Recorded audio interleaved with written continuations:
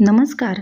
प्रगतीज diary या चॅनलमध्ये मी प्रगती तुमचे मनपूर्वक स्वागत करत आहे. आज आपण शेपूची पातळ भाजी म्हणजेच शेपूचा गरगटा बनवणार आहोत. तर अशी ही शेपूची पातळ भाजी किंवा गरगटा कसा बनवायचा ते आज आपण पाहूयात. त्यासाठी इथे मी एक शेपूची जुडी घेतलेली आहे आणि ती व्यवस्थित अशी निवडून घेतलेली आहे आणि 2 ते 3 पाण्याने स्वच्छ अशी धुवून त्यातील पाणी आपण चाळणीमध्ये निथळत ठेवलेले होते. पाणी थोडे निथळले की मग आपण ही भाजी आता बारीक अशी कापून घेणार आहोत. जेवढी आपल्याला शक्य होईल तेवढी अशी बारीक आपण ही भाजी कापून घ्यायची आहे. आता इथे ही भाजी मी बारीक अशी कापून घेतलेली आहे. एक जुडी शेपू तरी आपला भरपूर शेपूची भाजी झालेली आहे. तर इथे मी व्यवस्थित अशी ही बारीक कापून घेतलेली आहे. आता इथे मी 6 ते 7 हिरव्या मिरच्या, थोडे जिरे आणि लसूण घेतलेले आहेत. याचे आपण वाटण करून घेणार आहोत. मिक्सरच्या भांड्यात आता हे आपण बारीक असे वाटून घेऊयाल. त्यासाठी आधी जिरे आणि लसूण घेते आणि मिरच्या इथे मी थोड्या बारीक करून टाकते, म्हणजे मोडून टाकते आणि हे वाटण आपण बारीक असे करून घेऊयाल.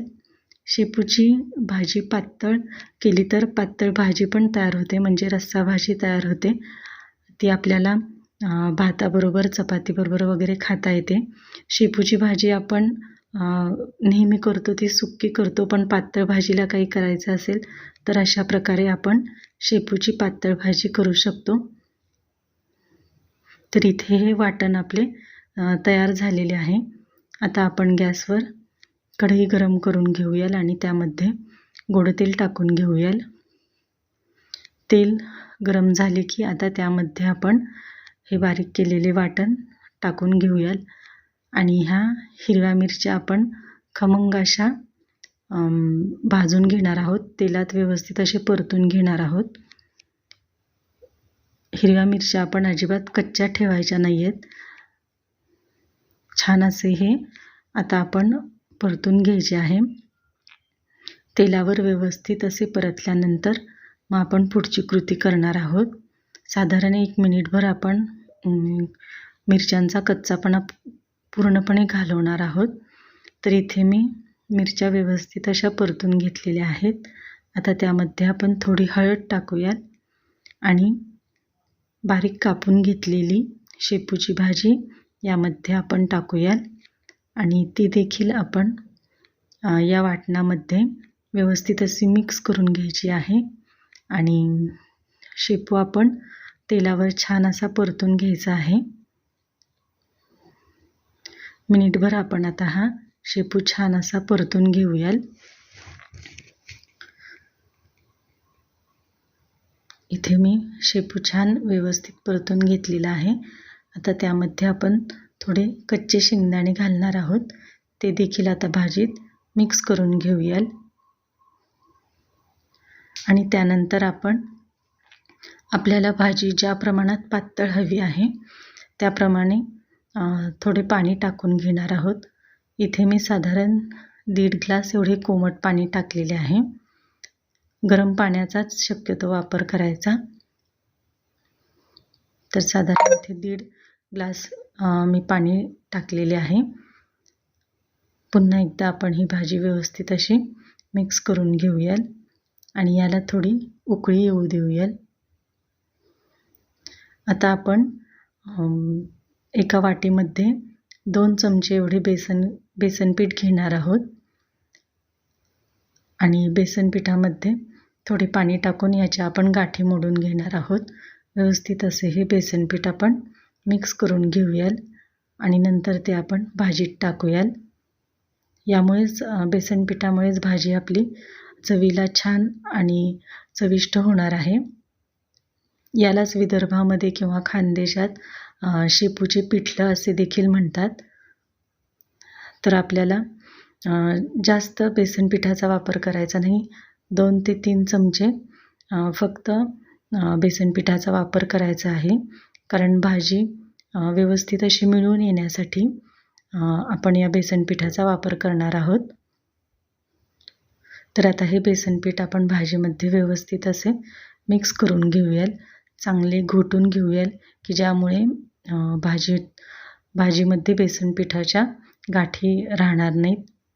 व्यवस्थित असे मिक्स करून झाल्यानंतर त्यामध्ये आता आपण चवीनुसार मीठ टाकून घेऊयाल.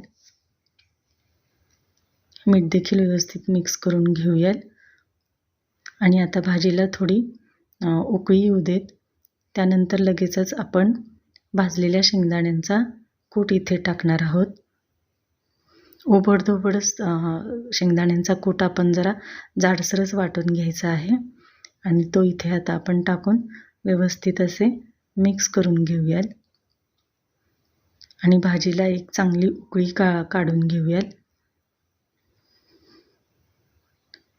भाजी छान उकळली की आता यावर आपण झाकण ठेवून ही भाजी आपण 10 ते 12 मिनिटे छान अशी शिजवून घेणार आहोत. शेपूची भाजी छान शिजली तर त्याची ढेकर वगैरे येत नाही किंवा घशाला ती भाजी येत नाही. त्यामुळे शेपूची भाजी व्यवस्थित अशी छान शिजवून घ्यायची आहे. तर इथे मी 10 ते 12 मिनिटे छान अशी भाजी शिजवून घेतलेली आहे. हे बघा, अशा प्रकारे ही आपली भाजीची कन्सिस्टन्सी झालेली आहे. खूप पातळ वाटत असेल तर आपण थोडे अजून भाजी थोडी आटवून घेऊ शकतो किंवा थोडी अजून 2 मिनटे शिजवून घेऊ शकतो. पण थंड झाल्यावर ही भाजी थोड्या प्रमाणात घट्ट होते. त्यामुळे एवढी कन्सिस्टन्सी ठीक आहे. भाजी देखील आपली छान मिळून आलेली आहे आणि छान असा आपला शेपूचा गरगटा तयार झालेला आहे. तो मी इथे एका बाउलमध्ये काढून घेते. चपाती, भाकरी आणि भाताबरोबर तर एकदम चविष्ट अशी ही आपल्या शेपूचा गरगटा खूप छान लागतो. नक्की तुम्ही अशा प्रकारे एकदा ट्राय करा. पातळ रस्सा देखील होतो आणि शेपूचा गरगटा देखील आपल्याला चपाती, भाकरी आणि भाताबरोबर छान असा चविष्टपणे खाता येतो. व्हिडिओ आवडला असेल तर लाईक, सबस्क्राईब करा. थँक्यू.